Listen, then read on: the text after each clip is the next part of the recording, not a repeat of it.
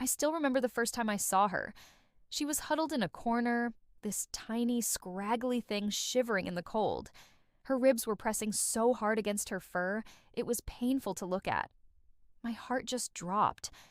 I'd never seen an animal look so defeated. It was like she'd completely given up. And honestly, I didn't know if I could handle it. I wasn't really the rescuer type. I had my life, my apartment, my routine. A dog just wasn't part of the plan. But something about her, it got under my skin.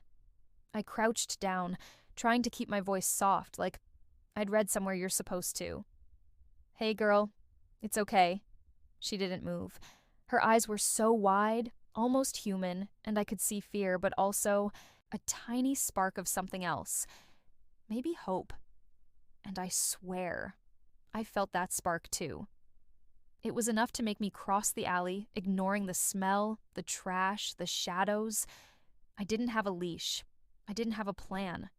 All I had was my jacket and this little voice in my head telling me I couldn't just leave her there. I extended my hand slowly. She sniffed it, and then bolted. My heart slammed in my chest as I chased her down the block, calling her name like I'd known it forever, even though I'd just made it up. I must have looked ridiculous. A grown man running after a stray dog like a scene from some cheesy movie.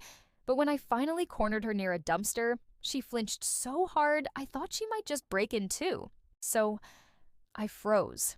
I just sat down on the curb right there and whispered, "Hey, I'm not gonna hurt you."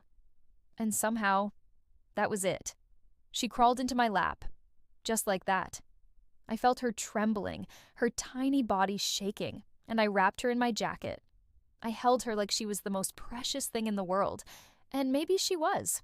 The first few nights were rough. She refused to eat, refused to even look at me. She wouldn't trust anything that wasn't the cold street she knew. I stayed up for hours, just stroking her fur, talking to her, telling her she was safe. I didn't realize it then, but she was teaching me patience. She was showing me that love doesn't always come easy. Sometimes it's earned one small step at a time. I named her Luna. It just felt right. She was shy, she was quiet, and she was kind of magical in this heartbreaking way. Slowly, she started to change. A paw on my knee, a nudge at my hand, a tiny bark when I came home. Each one of those moments felt like lightning. Like somehow, in saving her, I'd found a piece of myself I didn't even know was missing. One night, we were out for a walk. Well, I was walking, she was straining against the leash, sniffing every single thing, and a car swerved around the corner. Luna froze right in the middle of the street. My heart just stopped. I ran, calling her name, and she bolted straight into my arms. I held her there, chest to chest, and felt her shaking against me. And in that moment, I realized just how fragile life is, how fast it can be ripped away, and I made a promise. I'd never let that happen. Months went by. With every day, she grew stronger, more confident, more herself. She learned tricks, she learned commands, but most importantly, she learned to trust. And maybe I did too. She'd curl up at my feet when I worked late. She'd bring me her leash in the morning when she wanted to go out. She'd rest her head on my shoulder when I was having a rough day.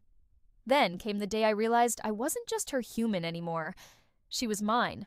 Not in an ownership way, but in the way the universe works when it decides two souls are meant to find each other. She had saved me just as much as I had saved her. I never knew that kind of unconditional, silent, fierce love existed until I met her.